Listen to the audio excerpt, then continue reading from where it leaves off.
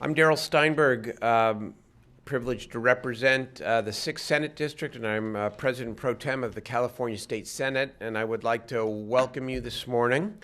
And I would also like to welcome my colleagues and some of our other honored guests here today for this very important press conference. The Minority Leader of the State Senate, Dennis Hollingsworth, is here. Welcome, Dennis. Thank you for coming.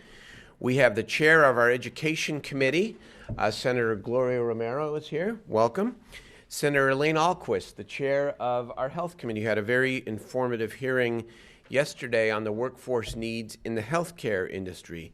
We have Senator Lonnie Hancock, who's been a longtime leader on the issue of career technical education. Danny Kennedy of Sungevity, a solar roof company, a CEO from Berkeley. Deborah Chaplin, the Director of Special Programs for the State Building and Construction Trades Council of California. Jack Stewart from the California Manufacturing and Technology Association, another longtime passionate supporter of career-based learning. Annette Smith-Doring, the Manager of Workforce Development Programs at Sutter Health. Welcome to you. Rainier Ehrengoff, the President of Solar Millennium, a U.S. development arm of Solar Millennium. Mark Tholke, the Southwest Director of Renewable Energy Project Development for ENSCO. And Brad Edgar, the Chairman and President of Clear Incorporated, a California manufacturer of diesel retrofit technology for school buses. We have this diverse group here today to talk about what I personally view as California's most important agenda. We talk a lot about economic development, and we talk and sometimes do a lot around the issue of job creation. We also legislate and talk a lot about how to change our education system to better prepare young people for the adult world. What we have not done in California in a systematic, ongoing, and significant way is to connect the two. Our great challenge in this state is how do we create and fill the jobs of tomorrow by changing the way we prepare young people today. We're talking here about how to link education and the economy. We're talking about transforming the way we think about middle and high school education to create career pathways for young people who may or may not go to four-year colleges, but who have every right to take part in the California dream with at least a middle-class job with health benefits and retirement security or better. We have a shameful dropout rate in this state. The numbers change back and forth, but 1 out of every 5 high school students who begin the 9th grade end up dropping out. And the number is significantly higher for our children of color. That's not only unacceptable from a human perspective and a civil rights perspective, but it's unacceptable if we intend to have the strongest and most robust economy in the country, because we are zapping ourselves of that economic vitality by not ensuring that those thousands of young people are educated and trained for the workforce. And so we have many agendas here in the legislature, but I can tell you as the leader of the Senate what my number one agenda is. And that is across issue areas to connect education and the economy. I've asked each of our committee chairs to hold extensive hearings and to develop legislative agendas around how we can create career pathways in all of the emerging and growing areas of California's economy, and to not make job training just redemption or rehabilitation for those who have failed. That's important. But to prevent failure in the first place, and to begin as early as the 8th and 9th grades, to begin instilling in young people the idea that their future begins now, and that we're going to help them see and experience a positive future. Let me turn it over to Senator Hollingsworth, the Minority Leader. Really appreciate you coming here, because this does, in fact, have the potential to be a bipartisan, nonpartisan agenda here in California. Thank you, Senator Steinberg.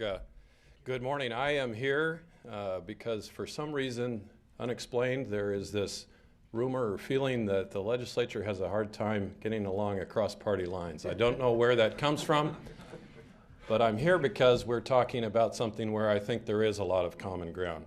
Career technical education, I think, is one of those areas where we can find a lot of agreement across party lines and with both houses and the governorship. And more importantly, I think career technical education is one piece of what I believe, and I think many in the legislature on both sides of the aisle believe, is an important issue of getting students equipped to be successful in today's economy. Whether or not they attend four-year college, but when they come out of the high school system, that they are ready for the pathway that they so choose and can be successful going to the workplace from a K-12 education system.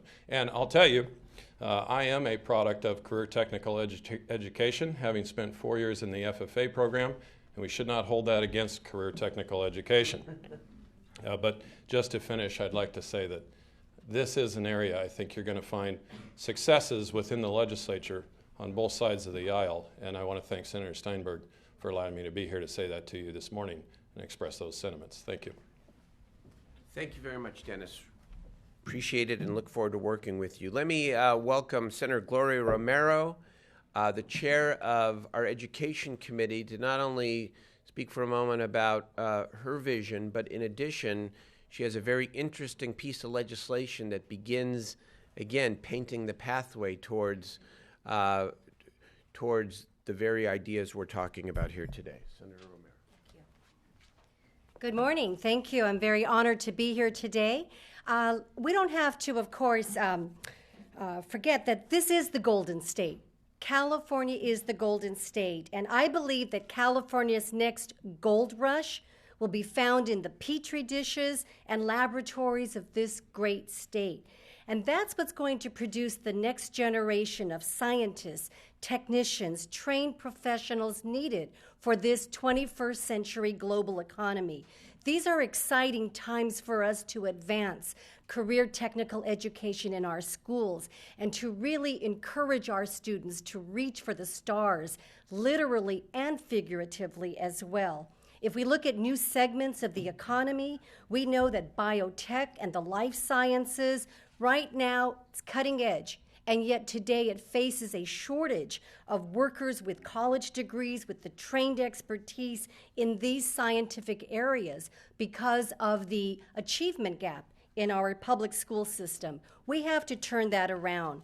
I have introduced two bills that I'm very proud of, and let me just briefly outline them to you. First is Senate Bill 471. It deals with stem cell education. This is jointly authored, myself and the pro tem, Senator Steinberg. If we think back, California's electorate has been ahead of the curve. We know that a few years ago, the California electorate approved $3 billion in public funding for stem cell research with Proposition 71.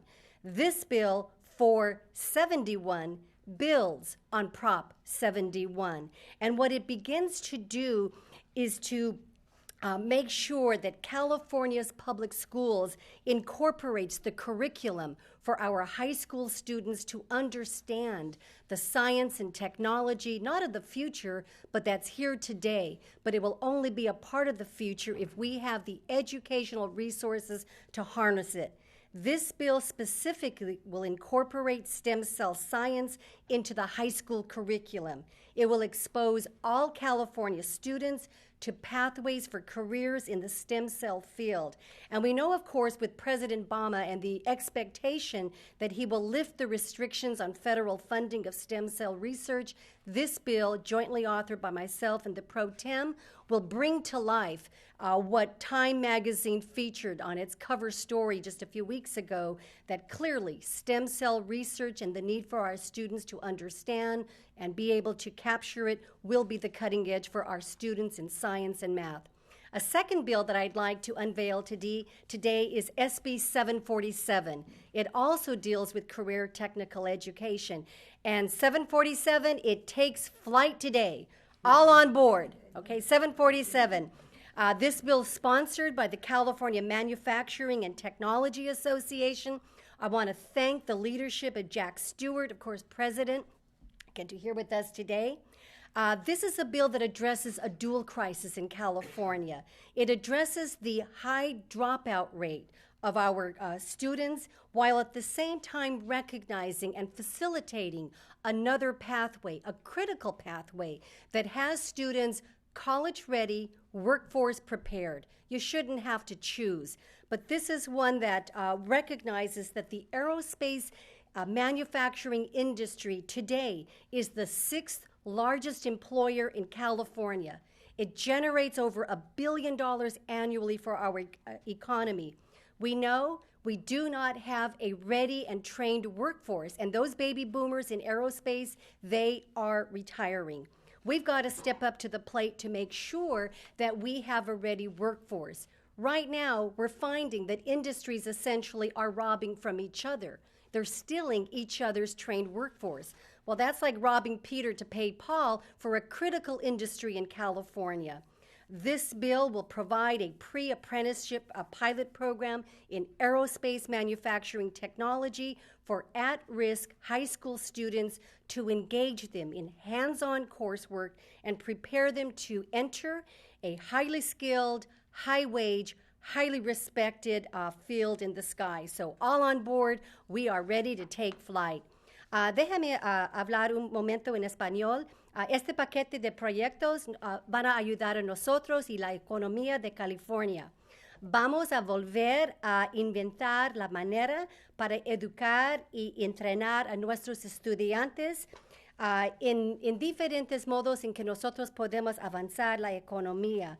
Nosotros necesitamos a reinventar las escuelas secundarias, y este paquete de propuestas de ley van a ayudar a todos los estudiantes, pero especialmente en la comunidad latina, porque nosotros miramos que tenemos índices más altos de dropout rate en California. Y esto es porque nosotros queremos dar nuestro apoyo a este paquete de propuestas de ley. Gracias. Thank you.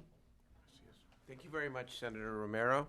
Let me bring up to the dais Senator Elaine Ahlquist, again, the chair of our Health Committee, who had a very impressive hearing yesterday on the healthcare workforce and how we connect public education to make sure that we have educated and trained workers. Good morning. I'm Elaine Ahlquist, and I represent almost 1 million people in Santa Clara County, including Silicon Valley. I'm honored that our Senate Pro Tem has asked us in this horrible economy to look at what we can do to increase people having good jobs.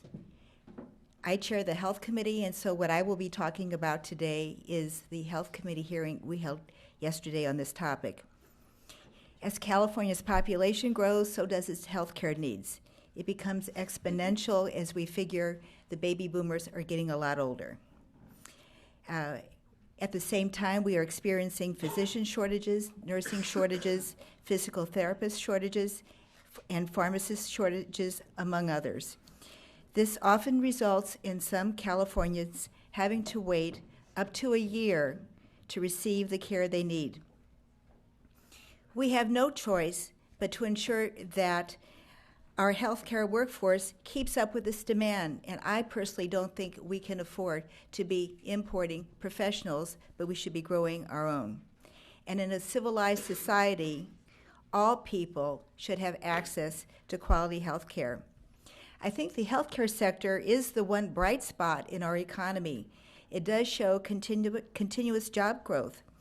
But educational opportunities beginning in elementary school must be in place if we are to take advantage of these economic opportunities. So ensuring that we have these educational pathways for healthcare workers must begin in K through 12, and that is vital to our economy. Yesterday in our Senate Health Committee hearing, we learned that creating jobs of tomorrow will require us to change the way we teach kids today.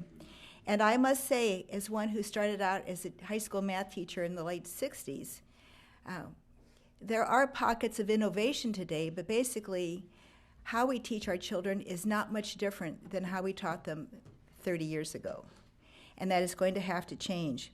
Some key elements that were mentioned in our hearing yesterday are public-private partnerships that target kids in their early education so that they will have 21st century skills.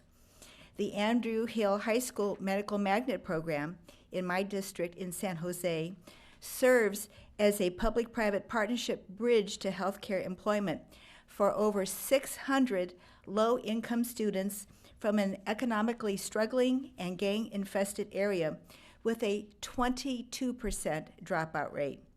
It provides a hands-on experience in high school, a focused curriculum with an emphasis on science, an on-site health clinic, job shadowing, links to financial aid, of course we know that is key, internship and job opportunities with an amazing 95% graduation rate. The school partners with local community colleges and pharmacies to offer a pharmacy program. It partners with biotech industry to have a biotech academy. And there are some other programs like this throughout the state.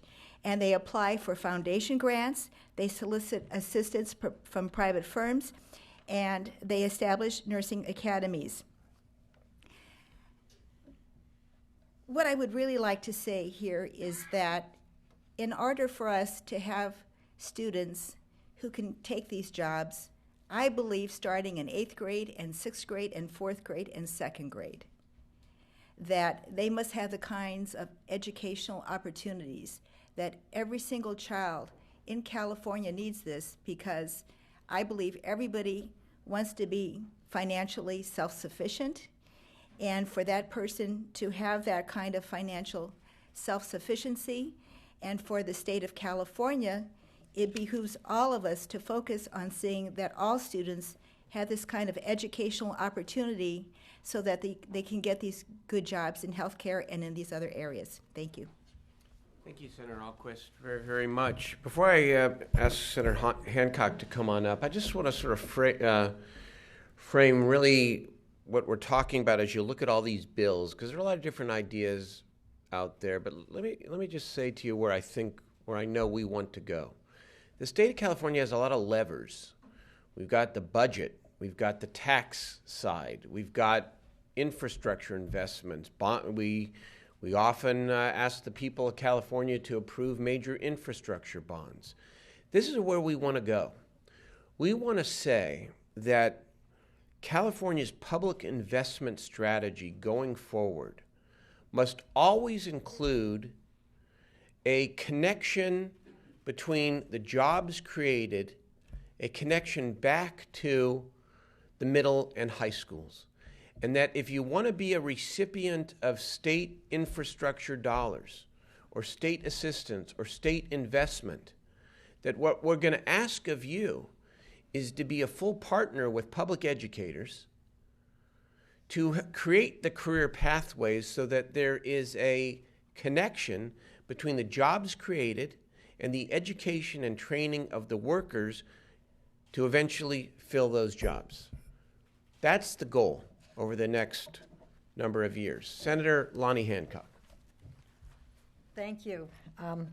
Thank the Pro Tem for asking me to come and talk with you today about something that's been a passion of mine for quite a few years now. I think you're seeing the coming together of a really creative way of looking at experiential education as a way of both getting young people turned on to academic learning, getting them to think seriously and creatively about what a responsible adult future would look for them like for themselves, and preparing themselves for jobs, for careers, and for higher education. This is something that I've worked on with legislators across the aisle. We have a shared interest in this. We have two major issues that are coming together. One, the almost 30% high school dropout rate, which is a huge problem both for the young people who drop out and for the economy that will have to support them in some way if they don't find a stable future. And on the other hand, the demand for skilled workers in everything from the building trades to nursing to the cutting edge fields of green technology and biotechnology. So I've seen over the last few years legislation that more closely aligns kindergarten through high school with community college education, with pathways to apprenticeships and to four-year college as well. Last year, the governor signed my bill that will set up in the 9 designated economic regions of the state green technology partnership academies in our public high schools to begin to introduce our young people to the range of careers which can be from installing solar panels, and we need lots of people to do that, to inventing the next generation of more efficient solar panels, because we need people to do that. It also set up 4 international trade and goods movement academies connected with our 4 port cities. This year, taking that concept a little larger, SB 515 will say that the new career partnership, career technical education money in the state, at least half of it should align very, very closely with the California Labor and Workforce Development Agency's goals for the 9 different economic regions of the state.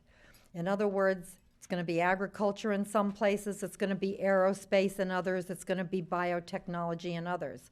There are some career areas like health, like the building trades and construction, where we're going to need people across the board and all over the state. But what we found in actually building these career academies is that not only do they work for kids, but there's a very exciting synergy that happens between the business community and the interaction with educators in planning the curriculum and giving internships for the young people, and really making sure that when they graduate from high school, they know and are able to do what they need to do to build their lives in very, very broad career areas. So I'm looking forward to working with this entire range of people to make this dream something that's available to every child and every young person in California, so that as we build these new economic sectors, green technology, biotech, and our general economy, the rising tide will indeed raise all boats. Thank you very much, Senator Hancock, for your long-time commitment, continued commitment to this very, very important issue. Before I bring up the folks who are out in our communities of California actually doing this work, I mentioned one more bill, which is my Senate Bill 675. This is the Green Jobs Career Tech Education Fund. And this encompasses the principle that I talked about earlier, that we want to use the state's alternative energy resources out of the so-called PEER fund to incentivize emerging green companies to grow. And we'll provide the capital assistance to help them grow on the condition that the business and or the industry itself partner with our public educators to create green career academies, so that we are creating the pipeline of workers for emerging green businesses.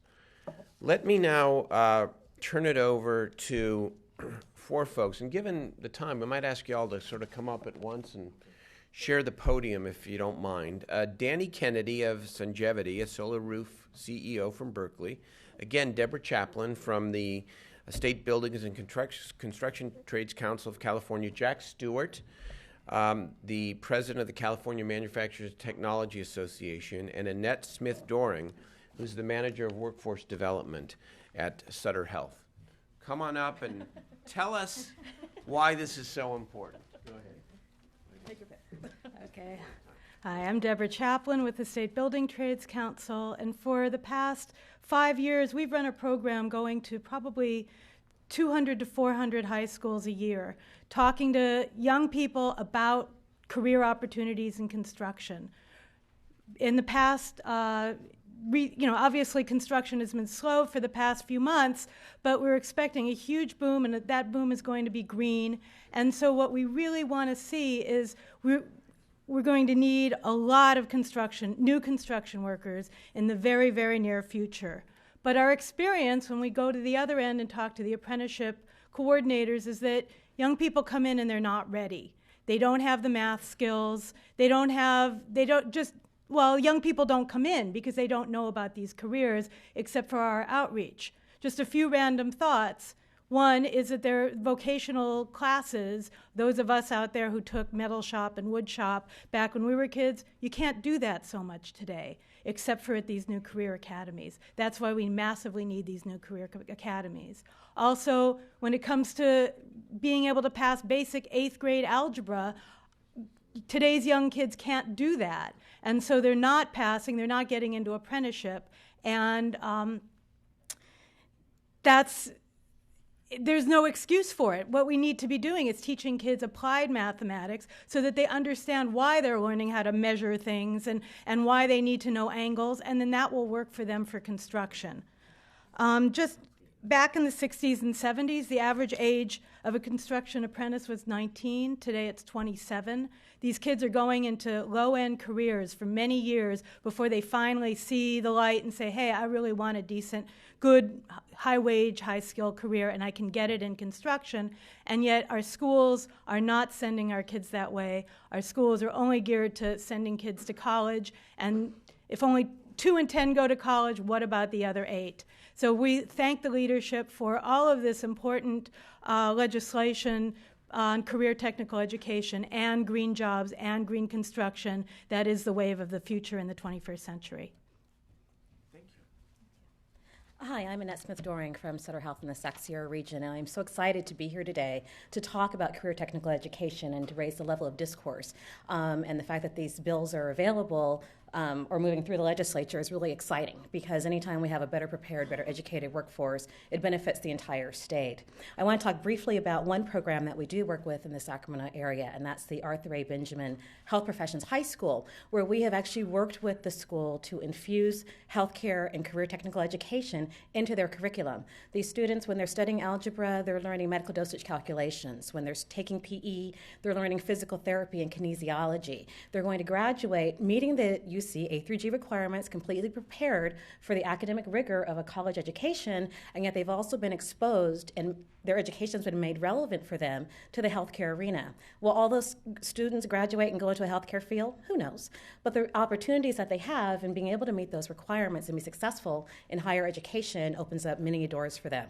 So I am just excited to be here today and hear that career technical education is going to be legislated and will be funded, actually, in possibly various ways in California. Thank you. Thank you. Thank you, Senator, for your leadership on, Senator Steinberg, for your leadership in career and technical education. It's become a passion for me, and I just want to say, first of all, that a lot of threads are coming together here for me today. One is the fact that the baby boomers are aging, and I'm one of those leading edge baby boomers, and the fact that we need good technicians in our healthcare institutions. I have to have knee replacement surgery here in a couple of weeks, and I tell you what, I want well-trained and the brightest and the best people who are working on me in the next when I'm in the hospital. But I want to say that one of the things we need to make sure that as we go forward here, and and put a focus on career and technical education, we have to make sure that the opportunities are available to all students. We need the kind of systemic changes in California. I think we've all kind of talked around that. We need the kind of systemic changes in California that will expose all students to the career opportunities in the various fields. Manufacturing, of course, is my passion. We have seen a dramatic loss of manufacturing jobs in California. And part of the reason, it's not the sole reason, but part of the reason is we can't find the qualified workforce. We like to crunch numbers at my association at CMTA, and we just did a very interesting project looking at the job creation, job loss numbers over the last 8 years. And it's very, very, very, very informative. Over those 8 years, we've lost about 730,000 jobs in California. We've created about 760,000 jobs in California for a net gain of 33,000 jobs in the private sector. Pretty bad. But even worse than that is the jobs we've lost, led by manufacturing. We've lost jobs that were paying an annual wage of $69,000 a year, and the jobs we created pay an annual wage of $42,300 a year. It's just an unsustainable track for California. And part of the solution is to train workers and train the workforce so that companies can locate here. We talk about the green jobs that California is going to create, and we've created a mandate here in California for green products. Unfortunately, last week I saw that Tennessee has just signed up its second billion-dollar investment in solar panel construction, manufacturing. You know, little old Tennessee that's not leading the way in green technology, but they're going to be the beneficiaries of the green movement. California has to be in that position. There's no question we need the high-end professional workers in California, but we also need the production workers in every segment of California business. So I look forward to working with the senator and the senators and on the legislation this year, and hopefully find ways to expand the opportunities of career preparedness to all students in California. Thank you. Hello, I'm Danny Kennedy from Sungevity. We're one of those sort of California success stories, a startup in the solar residential space. We are unique in that we use the internet to do the sales and the design and engineering, which is all great and whiz bang, and you can check it out online at sungevity.com.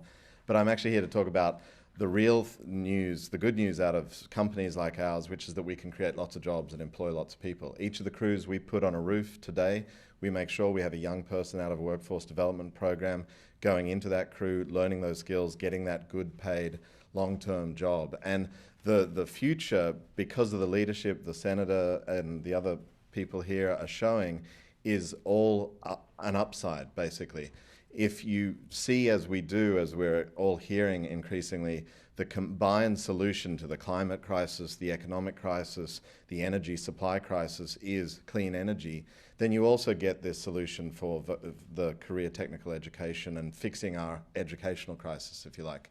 We're talking about employing tens of thousands more people in this sector over the coming decade. If you take the California Solar Initiative, which has a goal to put 1 million solar roofs in around California by 2016, the rate of installation has to 10x or something in that magnitude.